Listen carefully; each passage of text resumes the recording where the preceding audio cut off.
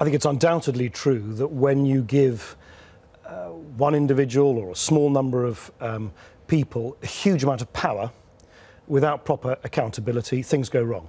And that's happened here, as it does, of course, in other walks of life. And that's why we do need to look, again, in the round at the plurality rules to make sure that there's proper plurality in the British press. A healthy press is a diverse one. It's where you've got lots of different people, lots of different organisations competing, and that's exactly what we need. But I would add that even if you get the plurality rules right, which I hope we will now do, it's something that my party's been calling for years, none of that really will matter unless you also hold people to account in the media. At the moment, you've got the ludicrous situation where you have editors of our national newspapers who make or break the reputation of often innocent individuals in the blink of an eye, judge people day by day, and yet themselves are not held independently to account. In fact, it's even worse than that. If anything goes wrong, the people, guess who decides how the standards in the newspapers should be policed? It's the editors themselves. In no other industry, in no other area of walk of life, do you have people acting as judge and jury in that way. And that needs to stop.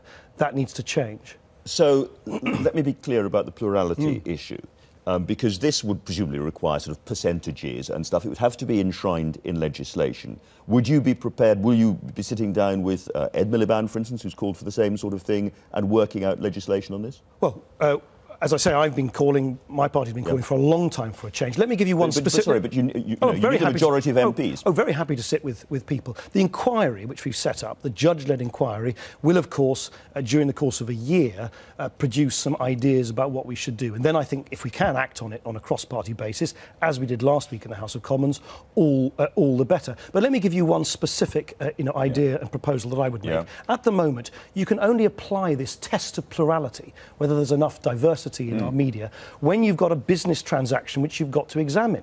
I don't see why that test isn't applied all the time, because there might be changes in the way in which the media operates, which means that one media organisation, just through natural growth, gets bigger and bigger and bigger. And yet at the moment, the plurality test can't be applied in those circumstances. Can I just stop you there? Because that presumably would mean that if a newspaper became more and more successful because it was a good newspaper, it could suddenly be too successful. Well, I think the main focus is, as you say, on cross-media ownership. And with the new media that are growing up and developing, that is what you need to look at. That's exactly what the inquiry will do. But I think that the point I'm trying to make is that whether it's the fitness and properness test, whether it's the plurality test, it's being applied at the moment in a very snapshot way. And I think we need to look at the way in which concentrations of power might actually evolve over time. Oh, yes, I think a lot of good can come out of this, actually, if we are brave enough to look at the rules on competition, on plurality, on who's fit and proper to run our media organisations, look at it,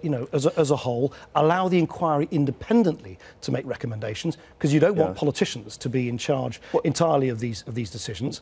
What about the issue of foreign ownership? Because, the Americans have got very strong rules about people that can control their media. We don't. We don't even have strong rules about whether people have to pay taxes or not. No, of course it's true, as you say, that I think Rupert Murdoch is actually a US citizen because he needed to become an American citizen in order to own Fox News. I think this is quite a complex area because, of course, you can't impose those nationality rules within the European Union. So it's a kind of complex area. Of course, it's a legitimate area we should look at. But I think this key thing of plurality, diversity in the press and accountability, so that you have independent regulation, not regulation which is in the gift of politicians. I don't want to live in a country where politicians feel comfortable with the press. That would be, I think, an absolute disaster.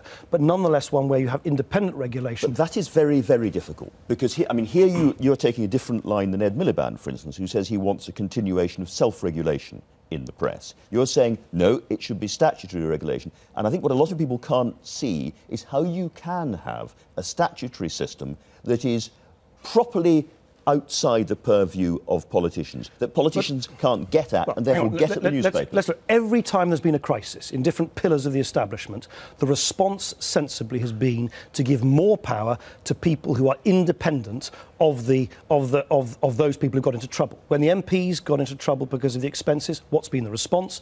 To take all responsibility for their pay and pensions and expenses out of their hands and into an independent body. What's been the response after the banking crisis? To make sure the independent regulators legislators are given more power. I don't see why the press should be unique in having, for instance, a so-called ethics committee overseeing how the code of conduct for editors works. Guess who's on it? Only editors of newspapers, chaired by the editor of the Daily Mail. In no other walk of life would you have people acting as judge and jury for their own mistakes. We've talked about politicians, we've talked about the press, we haven't talked about the police. There is a perception that the police have frankly been on the take from the bottom to the top.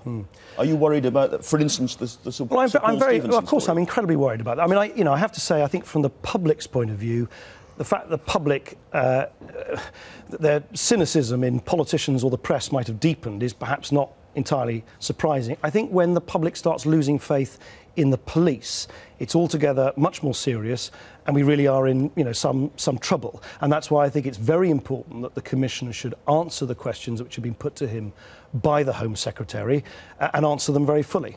So, when you say the Commission, you mean Sir Paul Stephenson? Sir Paul Stephenson, correct. Yeah. And you think his position and that of Mr. Yates and the rest of them tenable still? Well, I'm not going to sort of judge them now until they've given the reassurances and answers to the questions which have been put to them. They are very serious questions, and they need to be answered very fully and very seriously by them. Let me just turn to a bit of general politics, if I may. The coalition has had a rough week or so. A rough few weeks on all of this. Yes, the Liberal Democrats were protesting about Rupert Murdoch and so on in the old days, partly because he were too small a party for them to court, I suspect. How uncomfortable or comfortable are you with the way Mr. Cameron has behaved over Andy Coulson? You sit next to them. Did you actually say to David Cameron yourself, you should not employ this man? Well, look, our anxieties as a party about the hacking allegations, about Mr. Coulson and so on, were, we made them very publicly before the election, so no one shouldn't come as any surprise that we came at this from totally different standpoints. The Prime Minister has explained why he gave Mr. Coulson what he calls a second chance. Of course, we did discuss it. Of course, we did. So you said to him, did you say to him, well, you should not employ If you don't mind, I'm not going to give you an ad verbatim account, not least because I can't remember word for word the conversation. But of course it was raised because this was something which was an issue which we raised very publicly before. Raised by you, though? Of course, of course. Yes, David Cameron and I spoke about it, of course, given everything that we'd said before the election. But at the end of the day, it was his decision, it was his appointment, and he's been very clear that it was his appointment alone, and he's explained the reasons why he made that appointment. And you got the impression that he was just not going to flinch on this one. It was a personal matter, and he wasn't going to allow you to. Well, I can't add anything more to what he has said, which is he's explained why he appointed Andy Coulson and the circumstances in which he did it. And you've had, Vince Cable, your colleague, got into terrible trouble, lost a large part of his job for saying that he was going to war on Murdoch. He must now feel vindicated, and you must be asking yourself why he was, booted out of that part of his role? I don't think it's about, the feelings of one politician or another. This is a major crisis of public confidence in yet another pillar of the establishment. We've had banking crises, MPs crisis, and now a complete crisis, a total collapse of basic decency and values in the way in which the press or parts of the press conduct themselves. And I think what we need to do is make sure that we get something good coming out of all of this, which creates greater distance between politicians and the press, gives less power to people who act unaccountably, and make sure we've got a healthy, free, plural, accountable press. Do you think that you really had enough influence at that early stage in the coalition? Think of the Andy Coulson stuff on the health service and many other issues where, you seemed to have a deal that looked relatively equitable, and yet, as things have turned out, the Conservatives have been able to brush your party slightly to one side. I don't agree with that at all. If you actually look at the things that have happened, for many people in this country, whether it's taking hundreds of thousands by next April, over 1 million people out of paying income tax altogether, a Liberal Democrat priority, whether it's giving more money to children from disadvantaged backgrounds, new entitlements to young toddlers for free childcare, sweeping away a whole barrage of authoritarian, illiberal legislation which eroded our civil liberties, renewing and refreshing the way we do politics. All of these things are Liberal Democrat. I mean, if you speak to some people in the political spectrum, they either say the Liberal Democrats have got too much influence in the government or the Conservatives have. I think that's the nature of coalition. Do you think that the events of the last 2 weeks have changed the nature of the coalition, relationship of the coalition?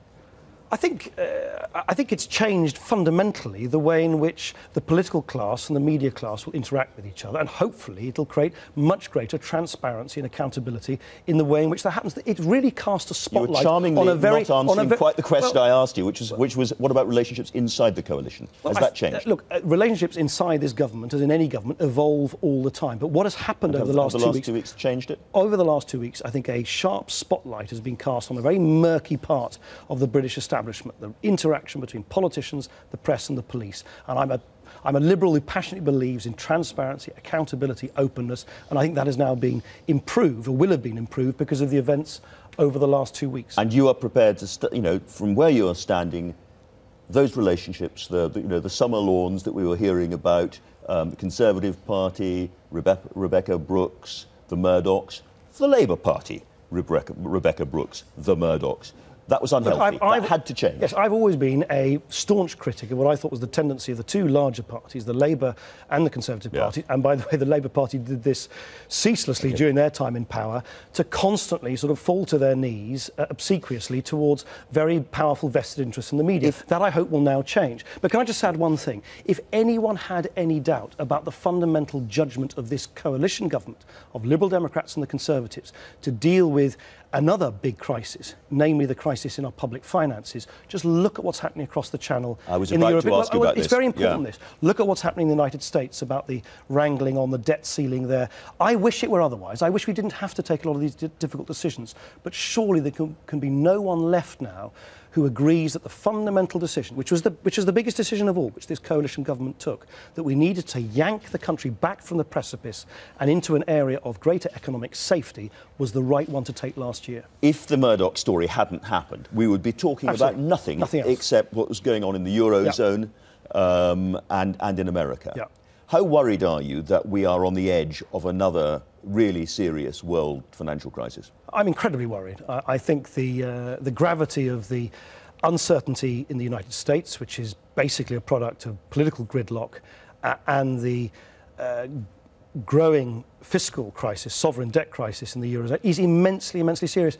And if anyone thinks that somehow we can turn our back on it and sort of wash our hands of it and somehow say, oh, well, there by the grace of God go we, I think is mistaken. This has a direct impact on British jobs, on the livelihoods of millions of people in this country. And that's why I believe we should play an active role behind the scenes, even though we're not a member of the Eurozone, to help Eurozone members make the reforms necessary to create a strong, prosperous Eurozone in the future. Without persuading every viewer to go off and top themselves, it's worse than that, however, is it not? The Office of Budget Responsibility report, talking about the ageing population and so on, looks ahead to an era of 20, 30, 40 years of either considerably higher taxes or a smaller state, considerably smaller state, or both, if we're going to be able to pay our bills. Well, that's why, much though I know many of the decisions we've taken over the last year are unpopular, I passionately believe they're being taken to address very long-term problems. It's quite unusual, this. Usually governments duck long-term problems, whether it's pensions, whether it's how we fund public services, whether it's the balance between tax and spend, how we deal with the deficit. These are very big decisions we're taking now, because I think we've realised as a coalition government, if you don't sort it now, and here's the simple truth, it is our children and our grandchildren who will who will be the victim of the mistakes and the failure of this generation to sort things out. Two very quick final questions. What, in essence, does Rupert Murdoch have to say to the House of Commons on Tuesday? Oh, I think he needs to come absolutely clean about what he knew, about what his senior executives knew, and why this culture of industrial-scale corruption, or so it is alleged, appear to have grown up without anyone higher up in the food chain taking any real responsibility for it.